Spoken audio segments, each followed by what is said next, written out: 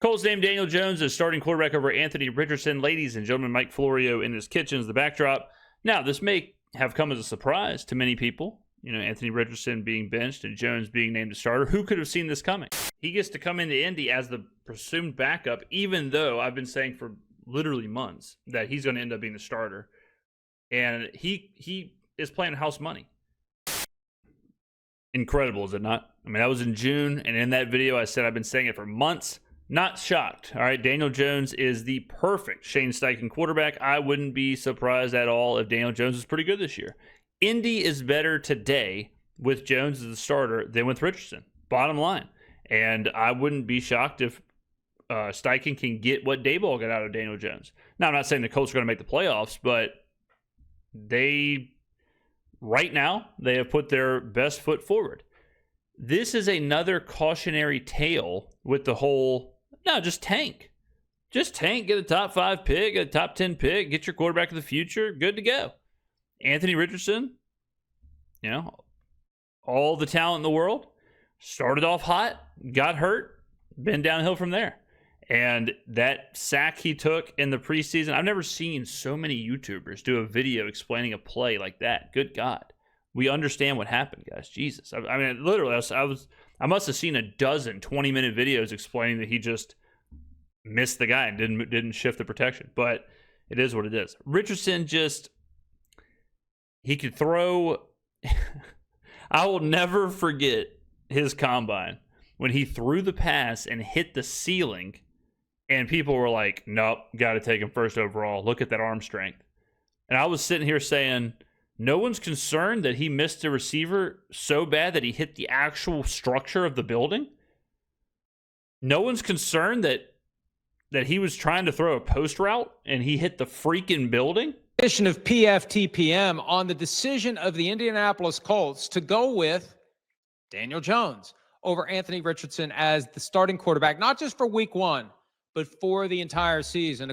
Yeah, Steichen came out, so that was really interesting. Steichen came out and said, this is not a short-term thing. This is not like a trial. Daniel Jones is our starting quarterback for the season.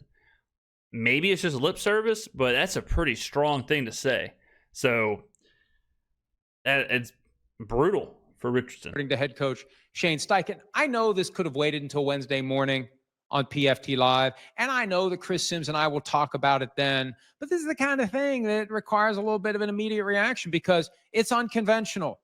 When a team uses the 4th overall pick in the draft on a quarterback just 2 years ago, to sit him down for the full season in favor of a guy who had flamed out in his prior stop. Now, Daniel Jones did do well enough to get to the playoffs, win a playoff game at Minnesota, earn a second contract. Daniel Jones, he's an interesting player. I think in the right system, he can be all right. And if you can get him where he's moving his legs and he's not having to do too much in the pocket, one read, I think like someone like Sean McVay could do a lot with Daniel Jones, Kyle Shanahan. And I think Steichen is a hell of an offensive coach. I think he'll find something to do with Daniel Jones. Brian Daboll got a lot out of him.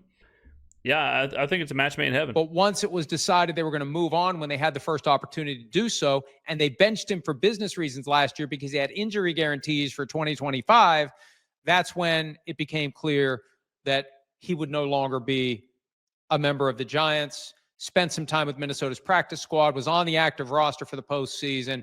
The Vikings wanted to keep him as a backup, but he saw an opportunity to go to Indy and win the job. And he did. Yeah. And he did. And I really do respect the Colts for being willing to admit that they made a mistake with Anthony Richardson. They can say whatever they want. We haven't given up on him. He's still the future, whatever. They're admitting they made a mistake. When the guy that you used the 4th overall pick in the draft on in 2023 is not your week 1 starter for 2025 for reasons other than injury, you're admitting you made a mistake. It's some of the stats coming out are crazy with this whole Richardson thing. And I've said this, I think he's the last of the quarterbacks who are drafted off of promise. For a while there, Trey Lance, Anthony Richardson, even Zach Wilson to a certain extent, you got these guys who it's like, yeah, they're not great. Yeah, there's some question marks. Yeah, we don't know much, but man, if we can bottle it up. And right around that same time, you got guys like CJ Stroud. You got guys like Jaden Daniels. You got guys like Bo Nix who are entering the league ready to roll.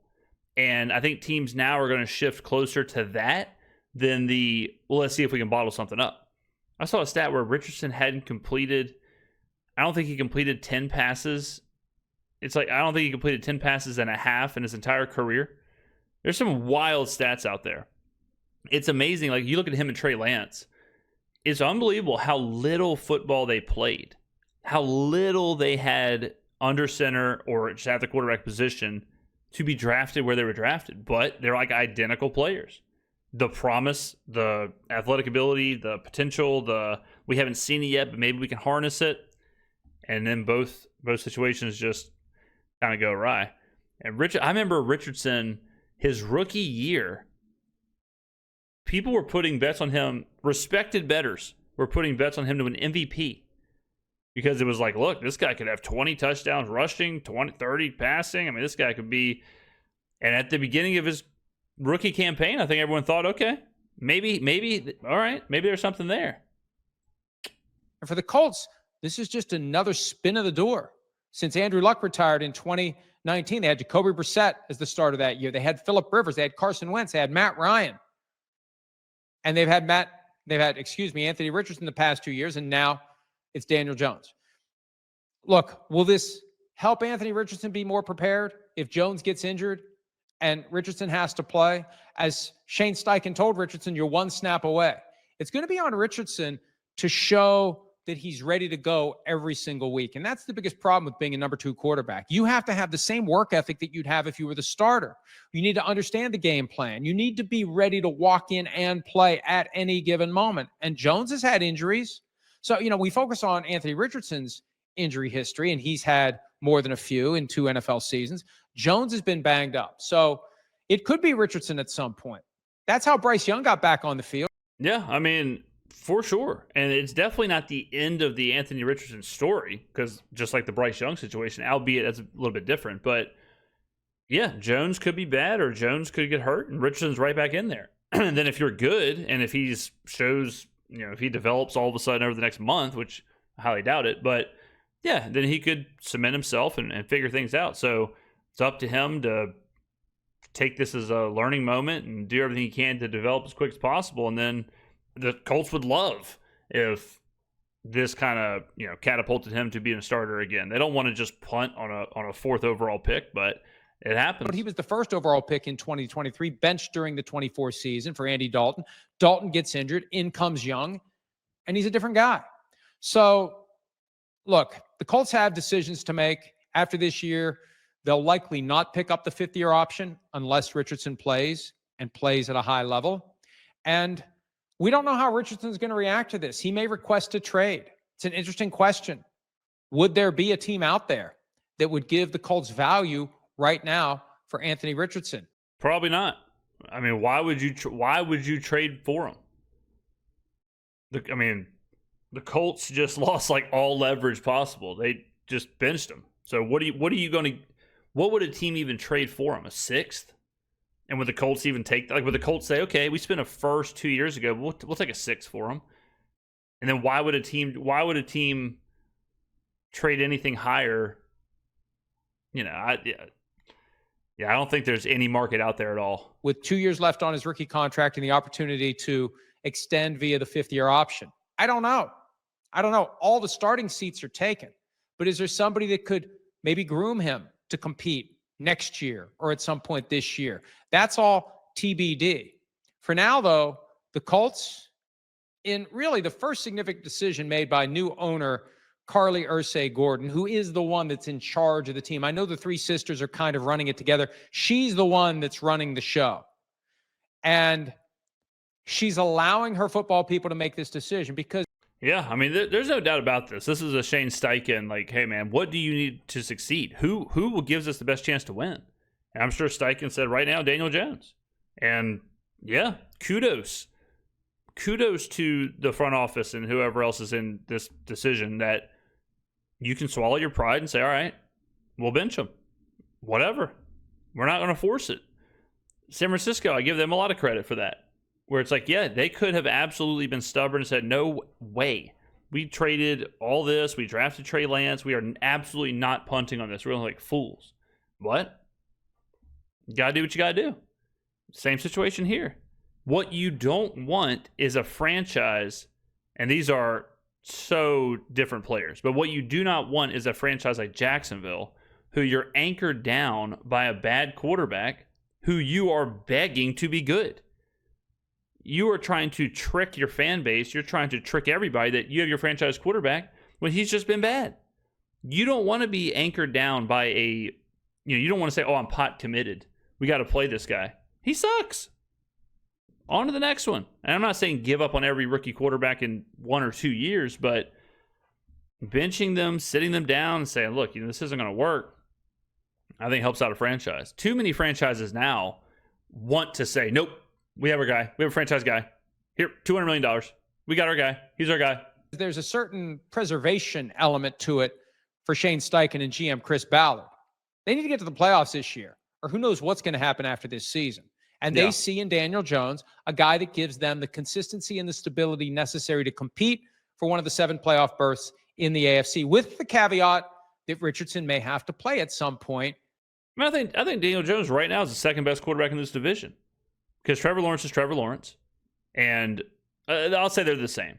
And Cam Ward is an unknown. Who knows? I think C.J. Stroud is number 1 by far. And then you have Jones and Lawrence are basically the same, where it's like, all right, yeah, if they play within the system, okay, if you can kind of utilize their legs, all right, use the players around them, whatever.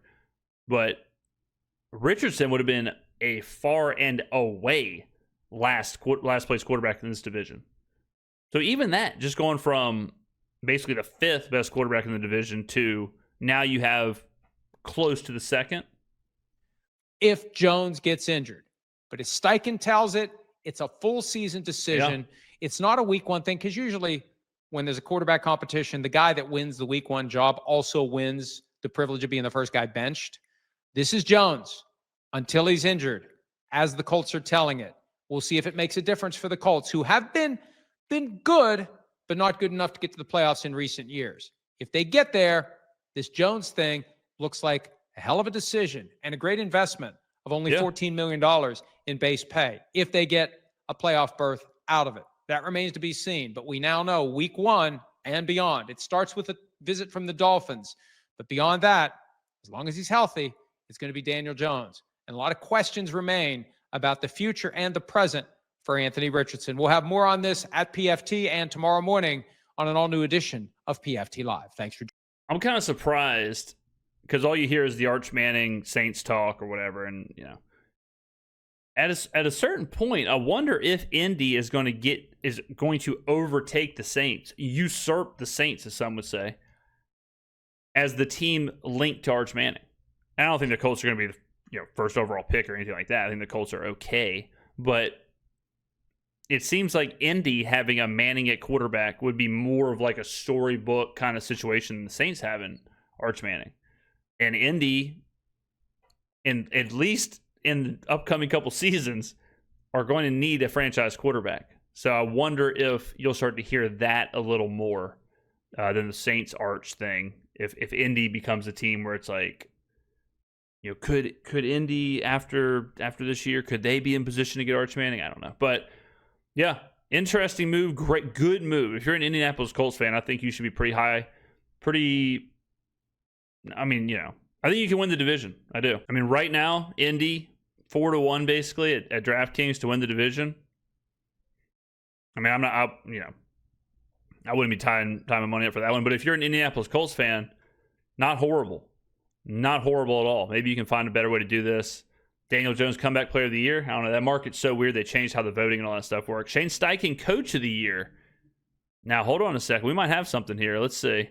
Shane Steichen, and shop around. I'm just looking at DraftKings just for fun. Shane Steichen, 25-1 at DK.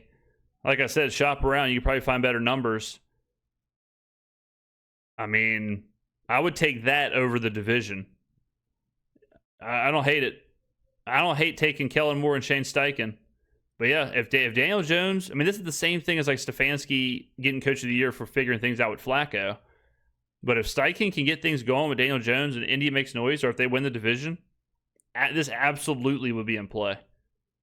Don't hate it. All right, ladies and gentlemen, thank you for watching. I'll see you in the next video.